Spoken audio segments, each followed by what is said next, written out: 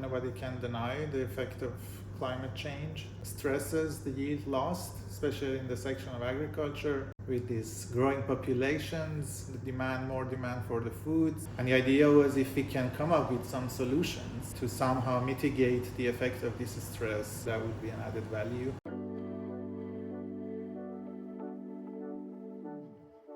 I do research, I do teaching, mostly focused on plant physiology and biotechnology and the physiology of abiotic stresses in plants, mostly the horticultural crops. Like any citizen of the world, so we look around and then we sense the problems that are emerging. Nobody can deny the effect of climate change. The stresses the yield lost, especially in the section of agriculture with these growing populations. So we are now demanding better foods, added value foods and so on. But then locally we have crops that are produced in different regions of the world, and each of them are showing some sensitivities or weak points to this climate change stuff. And the idea was if we can come up with some solutions to somehow mitigate the effect of this stress, even understand how the plants would react to different types of stress. And by understanding that, again, implementing some tools to help them to better utilize that mechanism that they already have. So that would be an added value. The topic and the project is about biostimulants. Maybe you heard about them nowadays. This is a quite trendy topic in agriculture, horticulture. These are small molecules or compounds that in small quantities that can trigger some kind of physiological processes in the plants to better survive the abiotic stresses or stresses in any kind. So my project was also involved in testing different biostimulants with different natures. We are using this kind of natural compounds like melatonin, hormone you heard about it, the sleep hormone.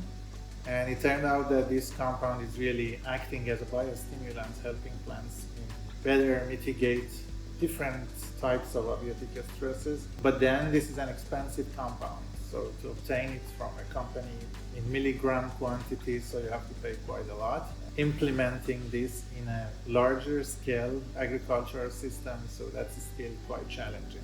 So the idea behind it was that if we can somehow find or identify naturally based compounds, or let's say plant or algae or seaweed extracts, plants that has some active metabolites that would do the same job, to help the growers to use something cheaper, much more natural, less side effects, less carbon footprint, and so on, to get the results that they expect. But on the other hand, so the research part is also to help us to understand the mechanisms. For example, we do research on the role of nitric oxide, for example, as a signaling molecule in stress mitigation. So now if we are also learning that how these biostimulants are actually acting or signaling in the plant systems and why. So we give an extract, we get the results, but then we somehow need to know what kind of molecules in that extract is responsible for that effect that we can detect by, let's say, high-throughput phenotyping, somehow visualizing technologies that we have. And then if we can pinpoint,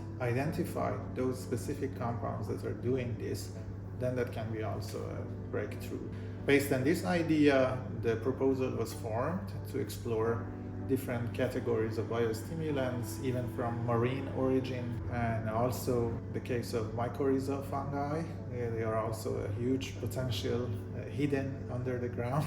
So from both the research part and the practical part, so I think I found this proposal quite addressing both. So usually when we submit project proposals, it's a really long term of decision making based on our proposals, but with the AgroServ it was quite straightforward. The important thing was the person or researcher based application, so that gives a kind of confidence or a feeling that as a researcher independently you can have an idea, you identify a problem, and then you put together your thoughts and then come up with a proposal which you think would make sense. And of course there are juries who judge, look at the feasibility of your project, but this is quite aligned, straightforward. If I would recommend someone else to try this, definitely, because that would increase anyone's confidence significantly, because if you can tell people who are much more I would say, senior than you and experience and something, and then to tell them that this is what I want, let's do this. And my personal experience was really the openness. It was a significant growth over a short period of time to get out of their local facilities and then test new things. Yeah, it's not easy, sometimes challenging, but that challenge would make them strong, I would say.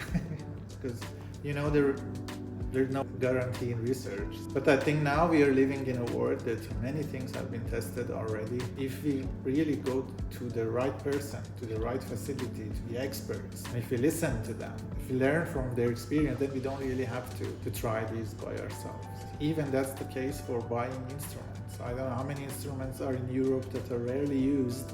If there are projects that can really link people who are in need to these facilities and this kind of networking, I think that's amazing if it can be.